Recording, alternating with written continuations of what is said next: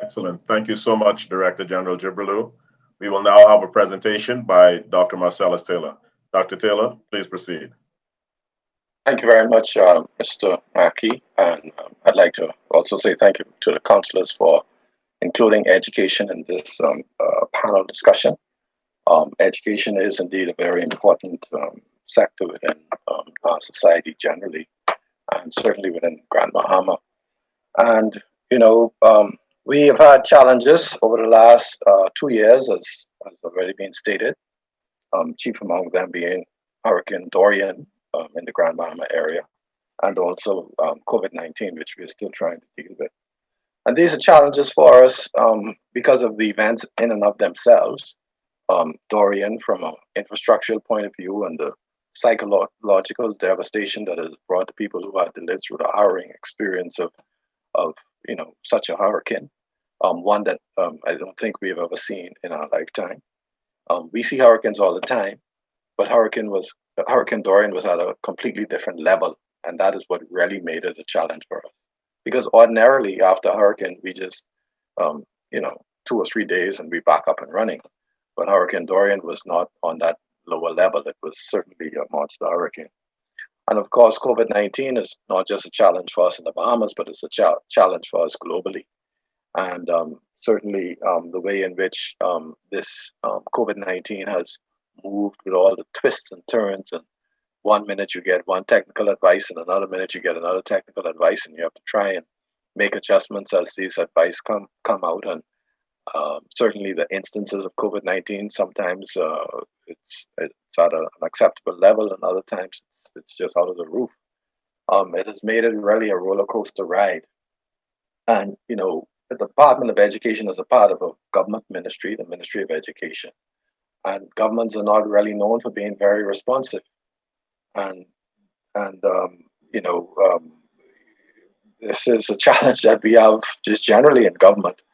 And there are reasons why it's not always responsive. So it could be debated whether it should be more responsive or less. Sometimes not being so quick to make judgment or so quick to take action works in the benefit of society, that governments don't just hastily make decisions.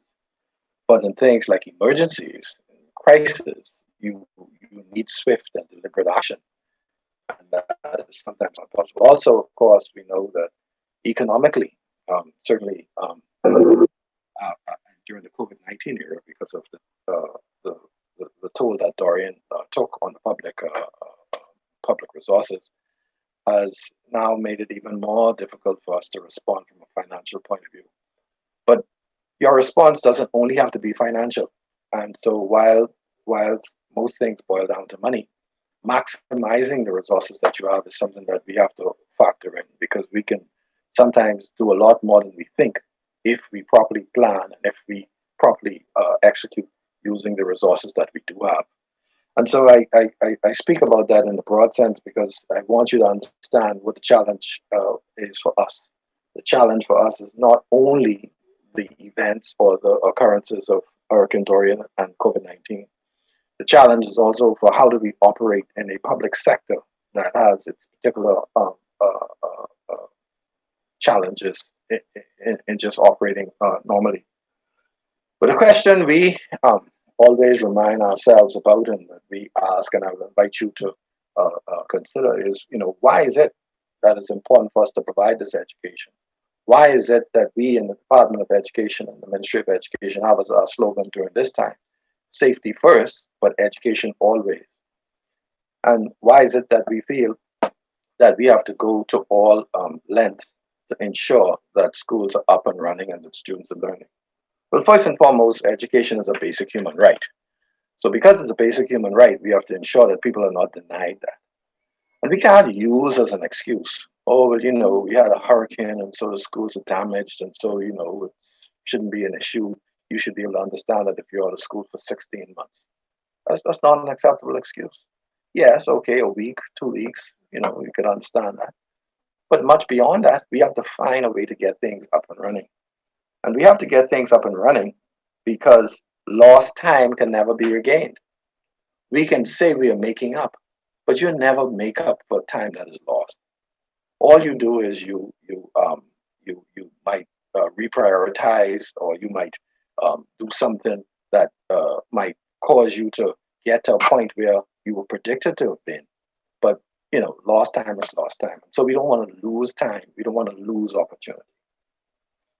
And the reason why we don't want to lose time and don't want to lose these opportunities is because skills development is so centrally important to the development of our country. I think sometimes we forget that our country is a developing country. And one of the things that a developing country needs in order to elevate its level of development, or any country needs in order to elevate its level of development, is that human capital capable of doing what has to be done. And we know we have a brain drain issue. So we know we already have a significant proportion of our population uh, with skills not in the country. So it even makes it more imperative that those of us who are here are skilled and capable of filling the gaps of even those who have left, and ensuring that we take full advantage of the economic opportunities that are presented through tourism and through other opportunities that are there. And last but certainly not least in my mind, why education is important is because it symbolizes hope. It brings hope to community. It helps people to realize that we are thinking not only about today and getting through today, but that tomorrow can and will be bright. Because when you see those little children dressed in their uniforms with a little backpack on, and they walk in with a smile, they go into school, they can see their teacher, they're going to learn. This in itself not only is hope for them, but hope for their parents and hope for the whole society. And so this is one of the points that we made to our colleagues in Grand Bahama, that you cannot, yes, you may have gone through something, you may have gone through some things, but you have to help us to lift the spirits of this community. The community is counting on you to to get it up and running. And so we have to be that kind of catalyst. And when parents know that their children are at school, they don't have to worry about their care and their welfare. That between 9 and 3, my child is where they ought to be, in the hands of capable, caring school administrators and teachers and janitorial and other support staff.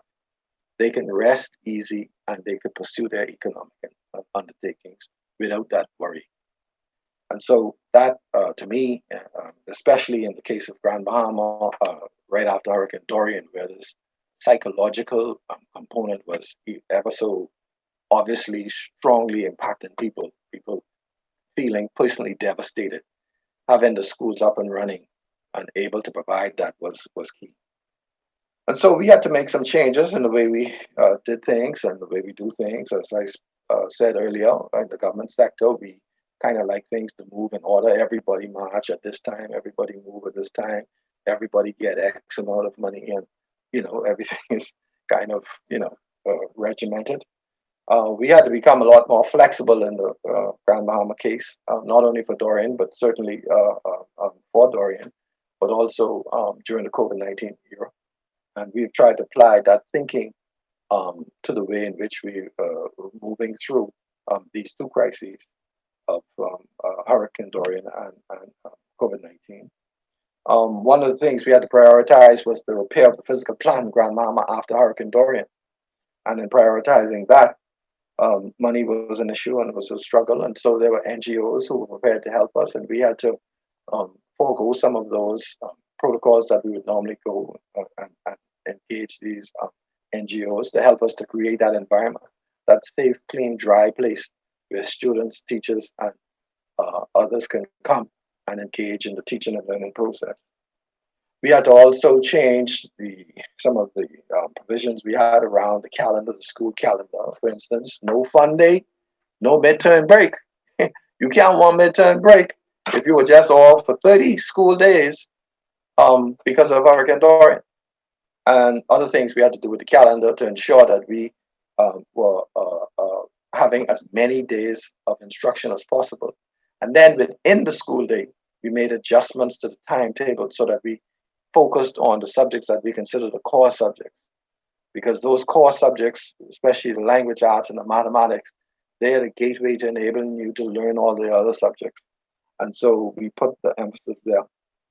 And then focusing on these core subjects, I actually visited Grand Bahama 4 times after Hurricane Dorian, and we could see that not only were the school administrators and teachers focused on it, but it helped the students to create a sense of focus and a sense of purpose in their work. And certainly, we uh, took this thinking into the period of COVID-19, that we would have to focus on specific tasks. And as you might know, we expanded our virtual operations beyond a virtual school that we had already established, that also assisted with persons who were displaced from Hurricane Dorian, to a national platform. But even when we came back in September, and there was a sense that some islands could go face to face because of reduced numbers of COVID-19 cases, we said that in Grand Bahama, it appeared that they could go face to face because their physical plant was in good working order, largely because of the lateness of the repairs due to Hurricane Dorian, and also because the enrollment numbers in Grand Bahama is such that our physical plant in Grand Bahama it has the capacity to absorb all of the students in there, observing all of the social distancing protocols. And so in Grand Bahama, we, unlike in Providence and other islands, we were able to go completely face to face in the public school system from October the 5th, when we opened, until today. Um, Also, uh, you would know that we were really dogged in forging ahead with things like national exams, because we know that for students, being able to demonstrate the knowledge and the skills that they've acquired during the year is key. Not only for them to have the sort of satisfaction of knowing that I pursued this and I now attained the level, but also for the future possibilities. And we didn't think it was appropriate not to create the opportunity, because that's our business. Our business is creating educational opportunities. Now, not everyone takes it up, but we should continuously create the opportunity and do our best to encourage people to take it up. And you may recall, Grand Bahama, that around the time when we did commence the national exams in July of 2020, the COVID-19 cases in Grand Bahama started to rise. And there was this concern that the children in Grand Bahama would not be able to finish the exams. So what we did was we said, well, we can't do that. We cannot just eliminate the children from Grand Bahama who've worked so hard after Hurricane Dorian to catch up by excluding them from doing the exams. So we suspended exams across the country, because in our mind, we are Commonwealth. We should move together as much as is possible. And with that number of students in Grand Bahama, we couldn't, in all fairness and even within our conscience, leave Grand Bahama behind. So we suspended the entire national exercise of the exams until such time as COVID-19 cases were kind of under control, and then we recommenced, and then Grand Bahama and everyone was able to complete and finish. And as you would have seen, I think it was this week or last week, we had a ceremony where we acknowledged the great performance of so many students who demonstrated that they took full advantage of the opportunity presented. And so, are we a strengthened education sector because of these experiences? I would say yes. I would say yes, because we were able to test the system, and the system was able to survive. When I say test the system, what I mean is we were able to test the system in being flexible and responsive to these emergencies, to these crises.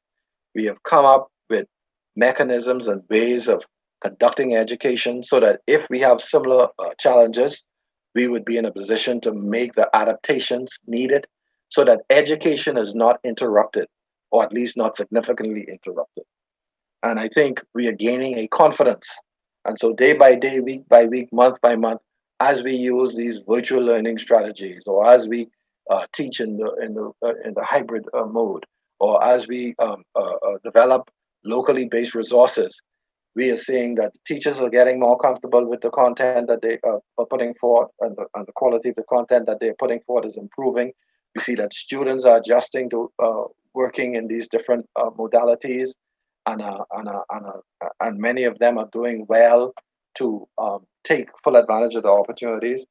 And I think even at the level of the ministry and Department of Education, we are doing our best to develop the policies and the procedures to fill any of these gaps that were there prior to these occurrences. And one of the things that we're doing, just to give Grand Bahama the first tip on this, is we're in the final stages of putting forth a new bill to govern the education sector, and that will be coming out soon for public consultation and commentary. And so the system is indeed getting stronger. But what I would like to say to the people of Grand Bahama and also to the people of the Bahamas generally is that our job is to create educational opportunities. But what we are finding is that the individual responsibility needs to be stronger. I would say, though, from what I've seen in Grand Bahama, I was very impressed. I said I visited Grand Bahama 4 times after Hurricane Dorian, and I was very impressed at how the students seemingly responded to bouncing back from that crisis. And I hope that that mindset continues in Grand Bahama. And I also hope that the parents will continue to support their children and the community would also do the same. So I think they're the thoughts that I'd like to share at this point in time, but I'm very happy to entertain any or all questions related to what we do in the education sector in Grand Bahama and across the country. Thank you very much, Mr. Maki.